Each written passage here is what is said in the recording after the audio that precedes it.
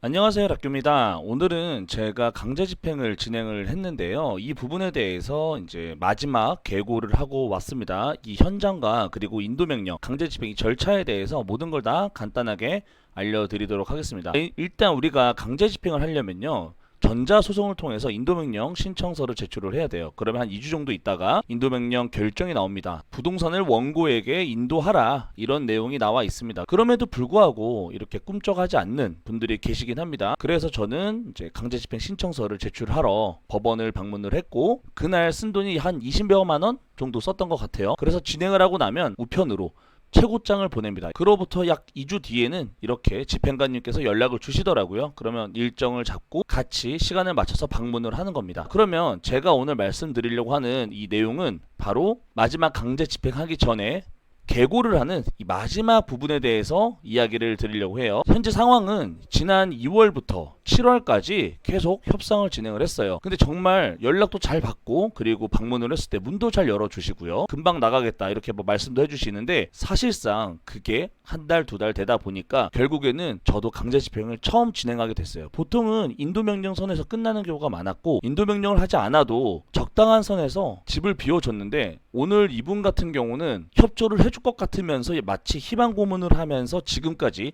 시간을 끌었던 분이세요. 어차피 지금은 제 연락을 더 이상 받지 않기 때문에 예고 없이 찾아갔습니다. 제가 이 집행관 분과 같이 들어갔을 때 법의 힘을 다시 한번 제가 느낄 수가 있었는데요. 물론 집 안으로 들어가서 이제 같이 오신 이제 견적을 보시는 이삿짐 센터 사장님과, 그리고 문이 잠겨 있다면 강제 개문을 해야 되잖아요. 그래서 문을 강제로 열어줄 수 있는 분을 대동을 했어요. 만약에 문을 강제 개문하지 않는다면 기본적인 출장비 3만 원만 지급을 하면 되고요. 만약에 강제 개문을 해야 된다면 제 입회인 2명을 같이 동반해서 가셔야 됩니다. 신분증 챙기셔야 되고요.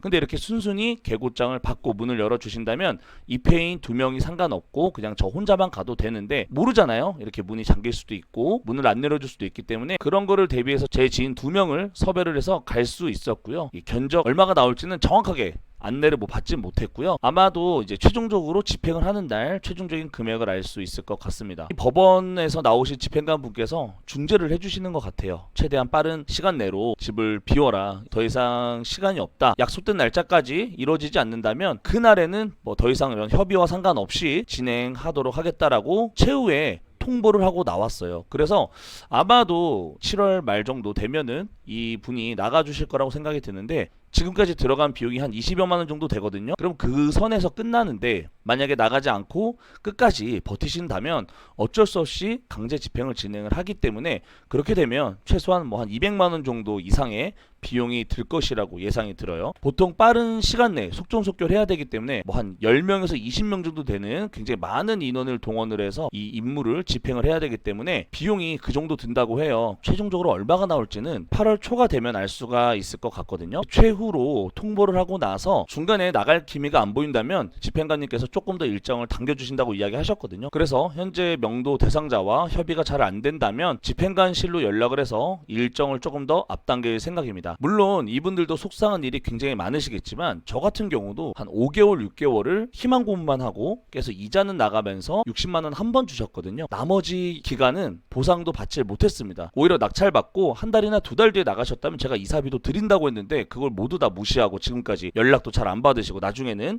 저를 차단하셨더라고요. 그래서 더 이상 방법이 없어서 법의 힘을 빌렸는데 정말 환장하겠더라고요. 여태까지 명도할 때 한 번도 어려운 적이 없었는데, 오히려 협조하는 듯 하면서 희망 고문하는 건 정말 협의하는 건 쉽지 않다라고 느꼈던 순간이었고요. 만약에 중간에 내가 이사를 나가겠다, 그래서 이거를 취하하면 절대 안 됩니다. 왜냐하면 나가는 걸 끝까지 봐야 돼요. 그러고 나서 취하를 해야지, 만약에 나간다는 말만 듣고 취하를 했다가는 다시 한번 처음부터 지금 이 시간과 절차를 또 거쳐야 돼요. 나가는 걸 끝까지 보고 나서 취하하시길 바랍니다. 그래서 오늘은 강제 집행에 대한 현장을 제가 같이 공유해 드렸는데요. 이사 비용이 저렴하다면 나가는 걸 마지막까지 보고 나서 이사 비용을 지급하고 취하하는 것도 하나의 방법이기 때문에 이런 수단을 잘 한번 활용해 보시기 바랍니다. 그러면 영상 봐주셔서 감사합니다.